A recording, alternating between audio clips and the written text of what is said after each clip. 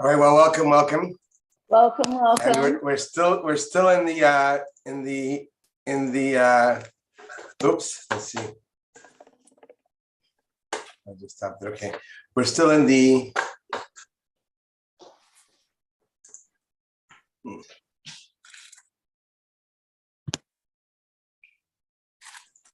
Okay.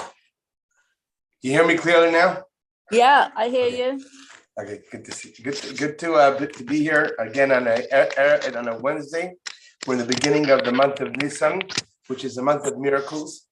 And I'll say that our great teachers teach us that the miracles of the future of the time of the Mashiach, it says that it's just like we had the miracles that occurred in the times of the Exodus, which of course resulted in the miracle of leaving Egypt and receiving the Torah at Mount Sinai. So the same, it will also happen at the time when Mashiach comes, that in the month of Nisan will also be redeemed from the challenging exile that we're in right now. What makes exile challenging? So that means that because we right now are not aware of the truth of our existence in a way where we could just open up our eyes and see that truth. And instead, we have to learn about it, and we have to study it, and we have to understand it, and everything else that comes along with it, before we are capable of having a deeper relationship with the world around us. And when Mashiach comes, that's going to all change. And it's very interesting because those who are interested in following the conversation of Mashiach and understanding a deeper understanding what Mashiach is, will also be blessed to see how obvious it is to those of us who are familiar with all of that which is taught about in the running up to the time of Mashiach, that's going to happen. Those are all happening right now in our times, including the advancement of technologies and its impact on our lives, etc., etc. So, having said that, part of the revelation, a big part of the revelation of the coming of Mashiach, is the teachings of the Holy Baal Shemtov. And the Holy Baal Shemtov, in fact, had his interaction with the soul of the Messiah, which we've talked about and studied about in the past. And the Mashiach gave the instructions to the Baal Shemtov, saying, when your teachings, the Holy Baal Shemtov, will be spread around the planet and like the fountains of and the well springs of water that nourish us with the fresh waters, then at that time, people will have a possibility to unify with the singular truth of our world, which is the existence of God. And then when Mashiach will be here. So therefore, it's a great moment for us to take a couple moments to set aside the time to study the teachings of the Holy Baal Shem Tov, if only to introduce ourselves to that way of thinking. So I'm going to share with you a teaching that I know that I've shared this one in the past, but I'm going to share with you anyway because it's a fundamental teaching.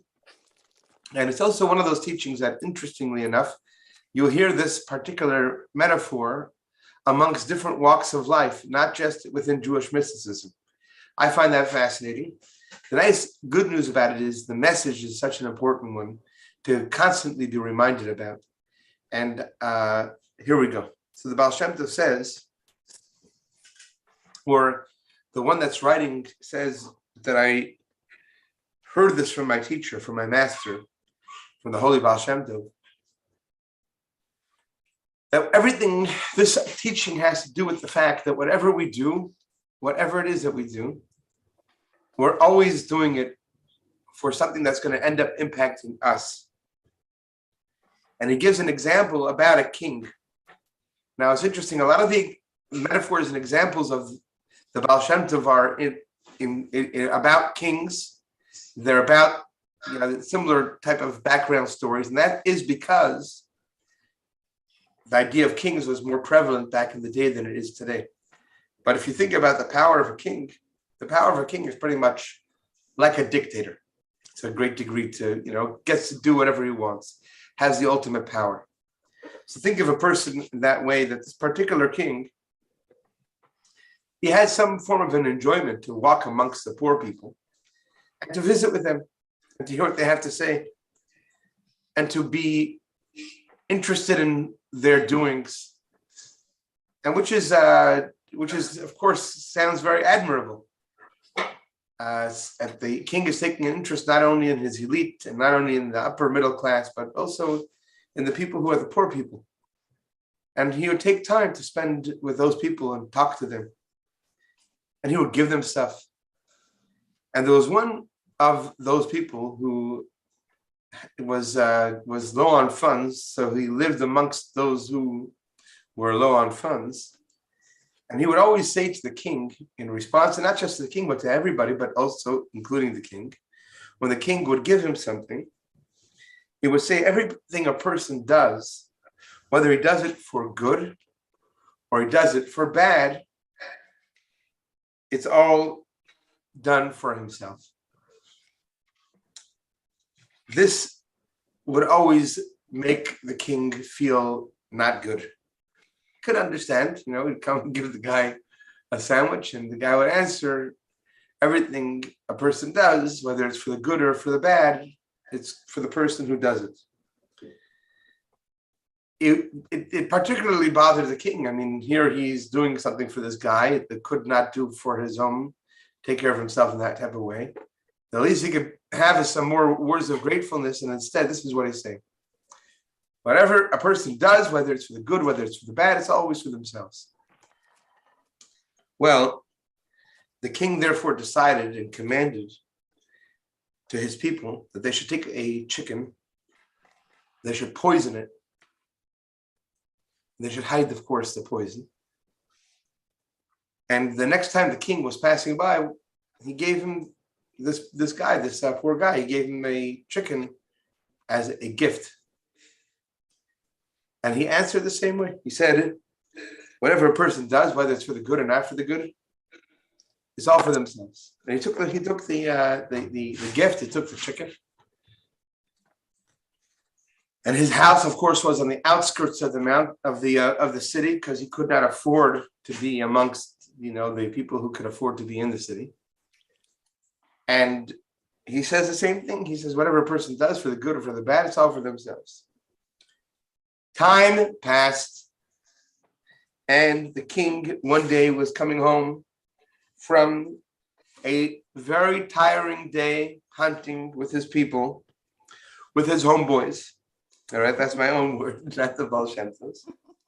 And he comes back from the hunt in the field, and he asks the poor person to come to him. Meaning he asked the poor person if it would be okay if he could come and join him. He was hungry.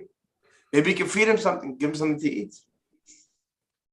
So what did the poor person do? He took the chicken that the king gave him and he cooked it. But of course, before a king eats, what does he do? He has his people check it for poison. By the way, people today, our dictators of the world, do the exact same thing. Without mentioning their names, that you can look them up. They do the exact same thing. They have people test their food. We'll put that on Jeopardy. Exactly. Exactly. And of course, they found the chicken to be poisoned.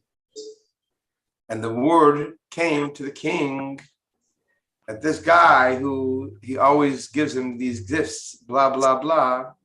Now he just was about to feed him a poisoned chicken.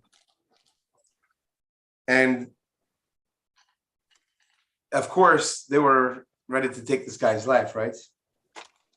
But the king actually admitted, rare, but the king actually not only admitted to the fact that he was the one that gave him this poisoned chicken originally, but he finally acquiesced it to this poor person when he said everything a person does, whether it's for the good and whether it's for the bad, it's always for themselves, So it's a very interesting thing, because the Baal Shemtov is not talking about your godly self.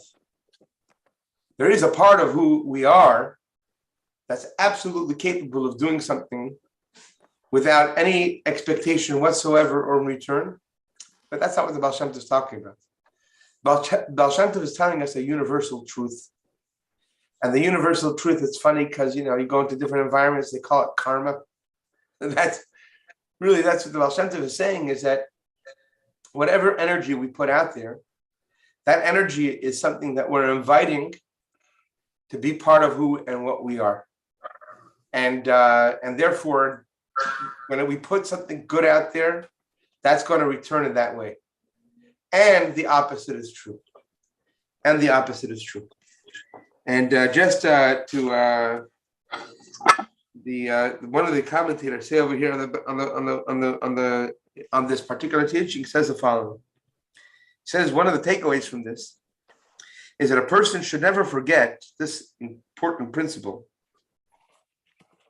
that even if the Satan or the Yetzer Hara is giving a person pleasure in the immediate sense, don't fall for it. Don't fall for it. In other words, there are certain things we know it is not good, but we do it anyway because they make us feel good in the immediate sense. He said, but rather, these are the words that one should tell themselves. That everything that we do eventually comes back to us. And in that case, whatever it is that energy we put out there that is inconsistent with what we know to be good, then we should know that even though in the immediate sense it may feel a certain way, but in the longer run it's gonna come back to bite us or to bless us, okay, or to bless us. So that's of course a very important teaching. The Baal Shemtov, in a different teaching in regards to this, he talks about the importance of when there are people that are having a argument for the sake of an ideological argument. How important it is for the ideological argument to remain ideological and not to engage the anger or the other chemicals within us in that regard. Because when we do that again, whatever we put out there, it gets returned back to us. All right, so that's the teaching for today. And Mirza Hashem, we will continue.